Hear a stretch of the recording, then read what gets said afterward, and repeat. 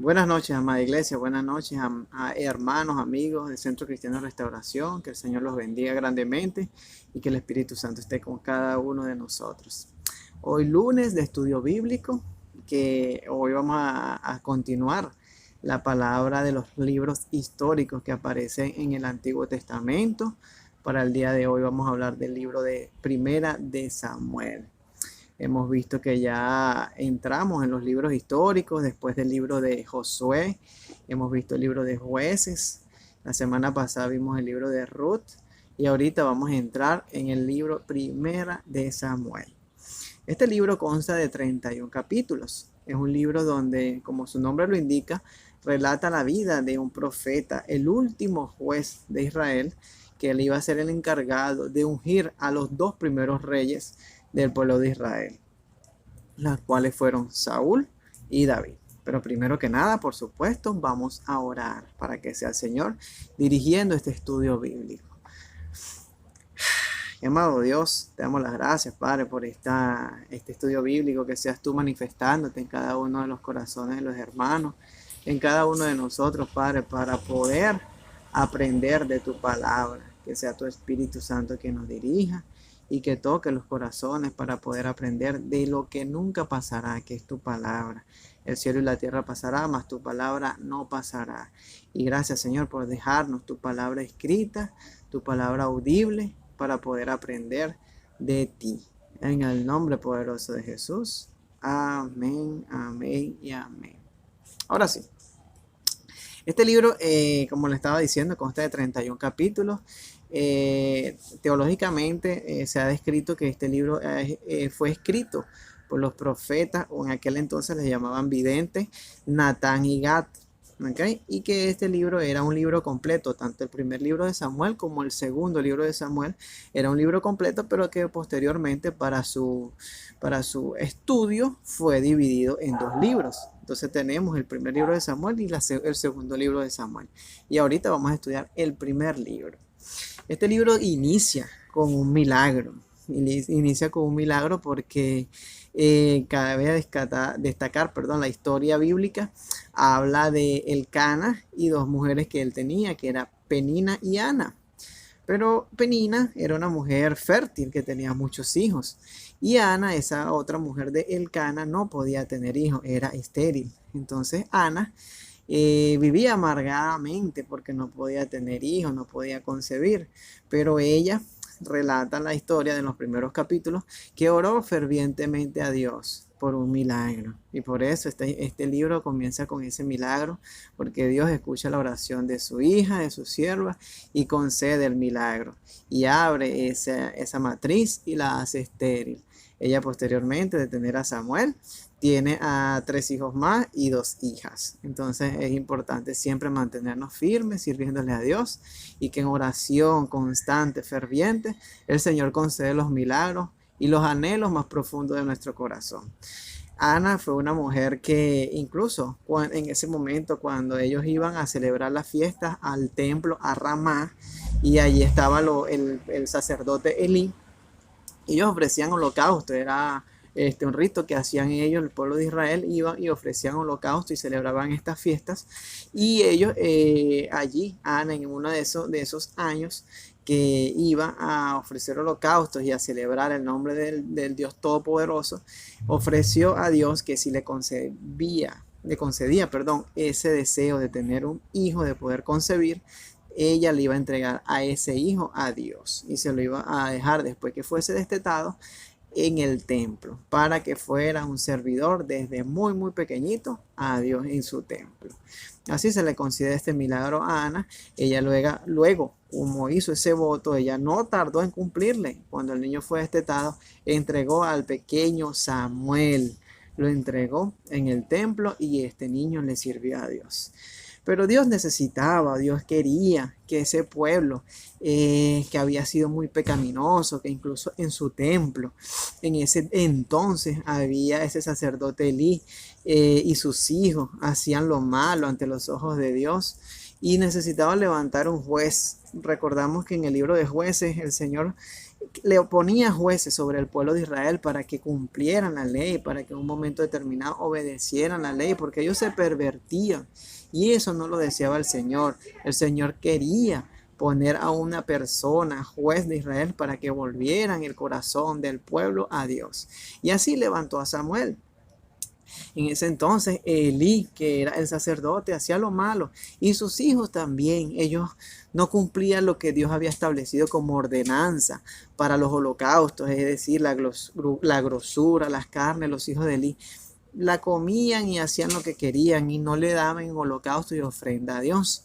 También incluso a las puertas de los templos y de las mujeres que estaban allí en esa puerta de los templos, ellos fornicaban con mujeres allí, los hijos de Elí, con esas mujeres.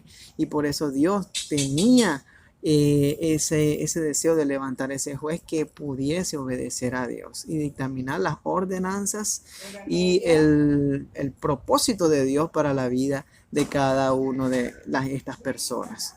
Luego, cuando nace este profeta,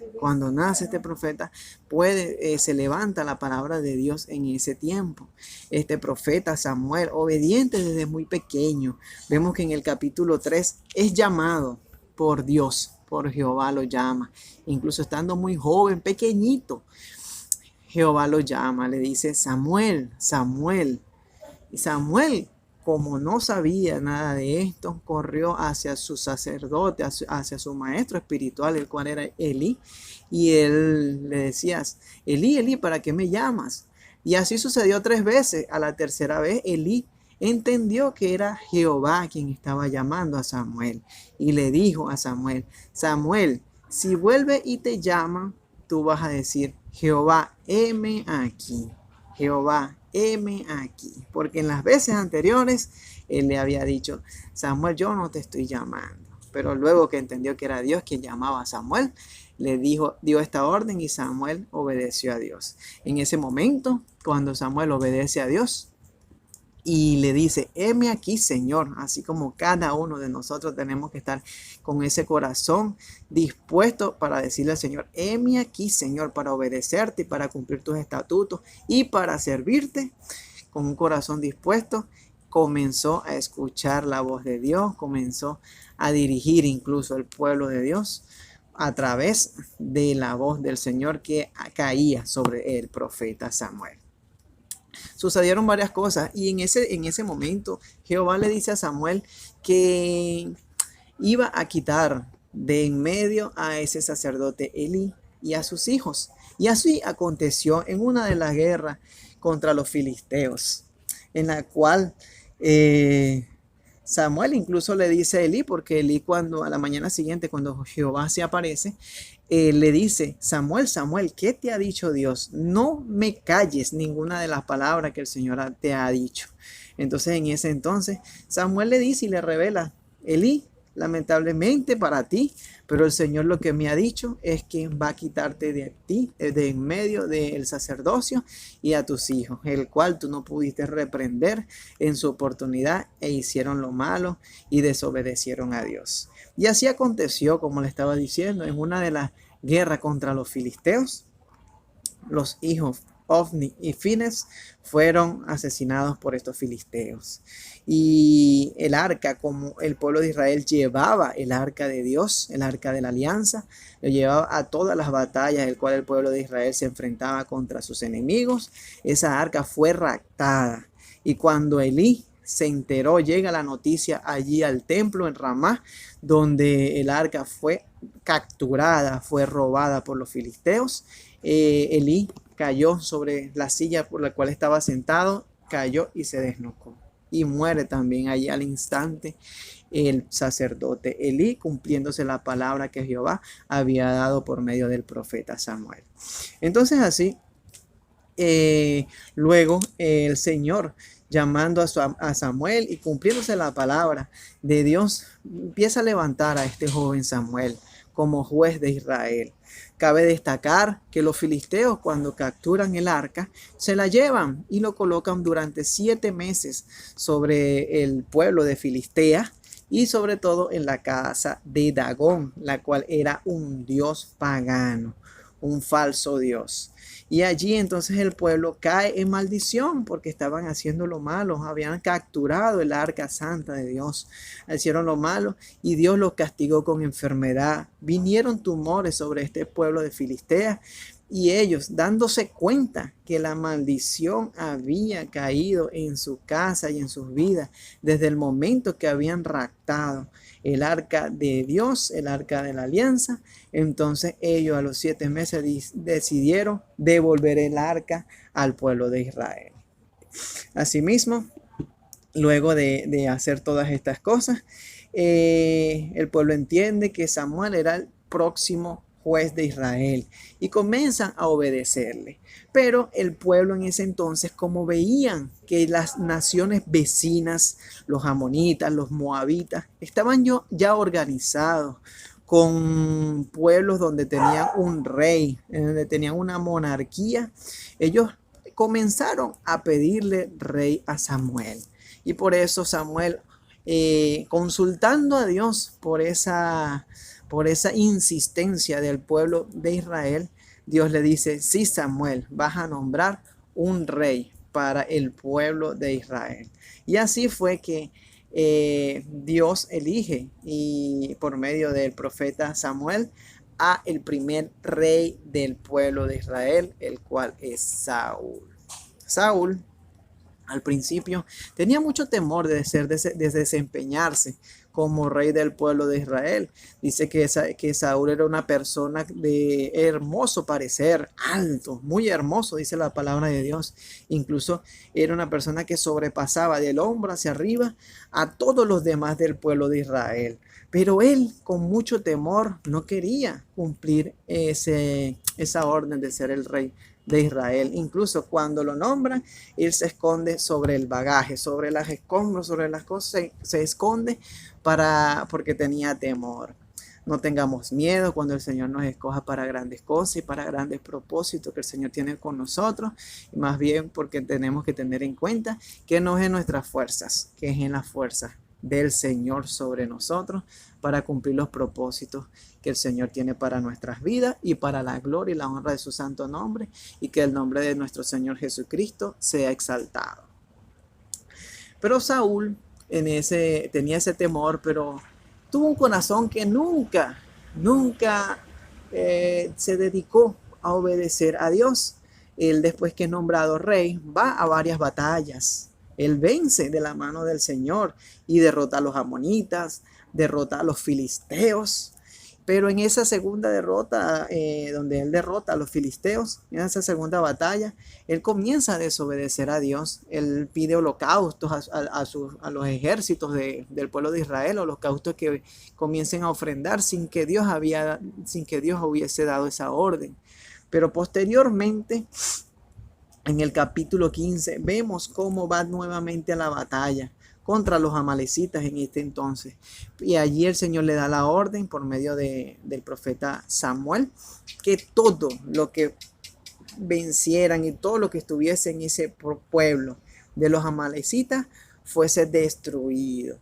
Pero Saúl, con desobediencia, fue y agarró lo mejor. Incluso le dice que él va a escoger lo mejor para dárselo en holocausto a Dios, pero una orden que Dios no había dado. Y aquí es donde viene el capítulo 15, versículo 22, donde Samuel le dice, se complace Jehová tanto en los holocaustos y víctimas con que obedezca las palabras de Jehová. Ciertamente el obedecer es mejor que los sacrificios y el prestar atención que la grosura de los carneros. Obediencia a Dios siempre, porque Dios, más que sacrificio, más que holocaustos, más que ofrenda, lo que quiere es la obediencia que le tengamos todos los días. Y así es desechado. Ya allí el Señor le dice por el profeta Samuel que Saúl va a ser desechado del reino. Y Samuel comienza por medio de la palabra de Dios a buscar un nuevo rey. Así es donde va a Isaí, ¿ok?